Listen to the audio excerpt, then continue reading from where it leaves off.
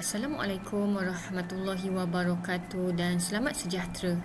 Apa khabar anak murid Cikgu Tim? Cikgu Tim doakan semua anak murid Cikgu Tim sihat dan ceria di rumah bersama keluarga.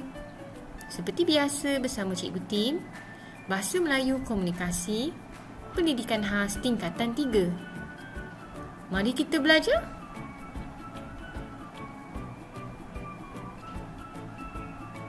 Jadi, PDPR Cikgu Tim pada hari ini ialah Cikgu Tim akan mengajar tema 6 Barangan Buatan Malaysia, Unit 18 Pilihan Bijak. Objektif PDPR Cikgu Tim pada hari ini ialah yang pertama, murid membaca dan memahami petikan berdasarkan video. Yang kedua, murid menulis isi penting dan murid mengenal pasti maksud peribahasa.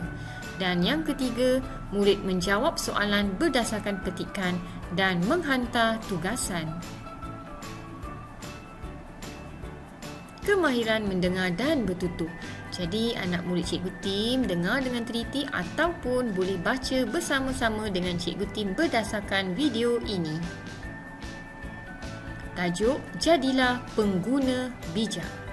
Pelbagai cara boleh dilakukan untuk menjadi seorang pengguna yang bijak. Sebagai pengguna, kita perlu bijak berbelanja supaya kewangan kita dapat diurus dengan baiknya.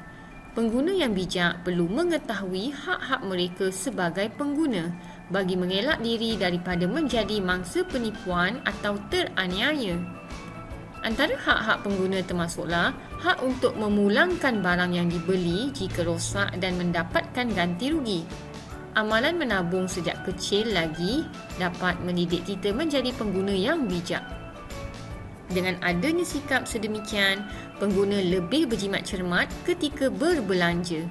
Lebihan wang yang dibelanjakan boleh disimpan untuk kegunaan pada waktu kecemasan. Pengguna yang bijak akan membuat perbandingan harga sebelum membeli sesuatu barang. Kita perlu tahu anggaran harga barang yang hendak dibeli. Sebelum membeli barang tersebut, buatlah perbandingan harga di beberapa buah kedai. Belilah barang di kedai yang menawarkan harga yang berpatutan. Pengguna yang bijak juga perlu menyediakan senarai barang yang hendak dibeli. Dengan berbuat demikian, kita dapat mengawal perbelanjaan dan mengelakkan pembaziran. Kita juga dapat mendisiplinkan diri daripada membeli barang yang tidak sepatutnya dibeli. Setiap pengguna juga perlu berfikir dahulu sebelum membeli sesuatu barang. Pepatah mengukur baju di badan sendiri eloklah dijadikan pegangan untuk memastikan kita tidak mengalami kesempitan kewangan akibat tidak merancang perbelanjaan. Jadi terdapat kamus mini di situ, iaitu mengukur baju di badan sendiri membawa maksud bertindak atau berbelanja mengikut kemampuan diri sendiri. Ya, apabila kita nak belanja, kita kena lihat kita mampu ataupun tidak. Jadi, bila kita nak beli barang pun kita kena tengok sumber kewangan kita sama ada mencukupi ataupun tidak. Jadi, ayat yang Cikgu Tim warnakan warna kuning tersebut adalah ciri-ciri pengguna bijak. Jadi, kalau lihat di situ, terdapat 2, 4, 6, 7. Okey, jadi ada 7 ciri-ciri pengguna bijak, iaitu yang pertama, kita perlu bijak berbelanja. Yang kedua, mengetahui hak-hak mereka sebagai pengguna. Kemudian, amalan menabung sejak kecil, membuat perbandingan harga sebelum membeli sesuatu barang, menyediakan senarai barang yang hendak dibeli dan juga berfikir dahulu sebelum membeli sesuatu barang.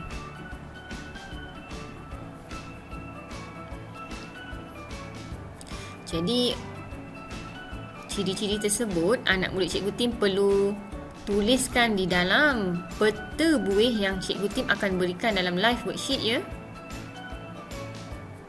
Jadi ini adalah peta buih tersebut. Jadi anak murid Cikgu Tim perlu lengkapkan dengan menulis semula ayat yang Cikgu Tim telah warnakan kuning tadi dalam peta buih ini.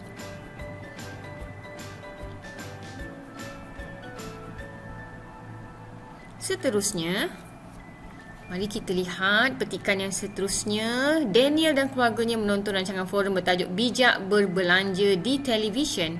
Dia telah berkongsi beberapa maklumat tentang ciri-ciri pengguna bijak dengan rakan-rakannya. Sebelum mengakhiri forum kita pada hari ini, apakah nasihat panel kepada para pengguna? Jadilah pengguna bijak dengan memilih produk tempatan. Belilah barangan yang berkualiti dengan harga yang berpatutan. Bak kata pepatah Melayu, Allah membeli menang memakai. Sebagai pengguna, kita hendaklah berjimat cermat dalam berbelanja. Ungkapan biar papa asal bergaya tidak harus diamalkan. Jadi terdapat maksud peribahasa tersebut.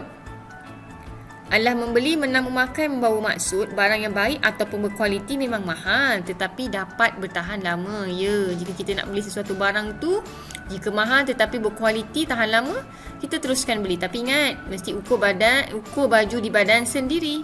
Seterusnya, biar papa asal bergaya, maksudnya sanggup berhabis wang untuk berlagak. Jangan jadi macam tu ya. Tak ada duit pun beli juga, sanggup berhutang. Jangan Jangan jadikan amalan. Seterusnya, panduan memilih produk. Cikgu Tim yakin dan percaya anak murid Cikgu Tim pernah pergi ke kedai untuk membeli barang kan. Jadi, beberapa panduan kita untuk memilih produk dan membeli produk, pastikan yang pertama ada nama sebutan sebenar makanan, kemudian senarai ramuan, ada arahan penyimpanan di tempat sejuk ke, dalam suhu bilik ke, kemudian mesti ada maklumat pengeluaran dan juga logo buatan Malaysia. Logo halal pun jangan lupa mesti ada terutamanya makanan dan minuman. Kita kena pastikan produk yang kita pilih tu mestilah halal. Maklumat pelabelan makanan sangat penting kepada pengguna. Berdasarkan peruntukan pelabelan makanan di bawah Peraturan Makanan 1985, peniaga perlu memberikan maklumat tepat kepada pengguna tentang produk keluaran mereka. Oleh itu, sebagai pengguna bijak, perhatikan dan baca maklumat yang terdapat pada bungkusan makanan sebelum membeli.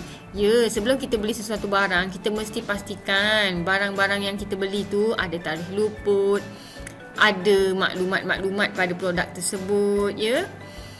Jadi, cuba kita lihat apa contoh makanan. Roti. Okey, jadi pada petikan tersebut, kalau awak lihat di situ, ada akuan pemakanan, ada pelabelan makanan, ada pernyataan aditif makanan, pernyataan mengenai kuantiti berat isi padu, penandaan tarikh. Ini paling penting sekali, tarikh guna sebelum. Jadi, kalau tarikh guna sebelum tu 1 Ogos, jadi tarikh akhir kita boleh guna adalah 31 Julai. Jadi awak kena tahu. Maksud guna sebelum tu, produk itu mesti digunakan sebelum tarikh yang tertera pada produk.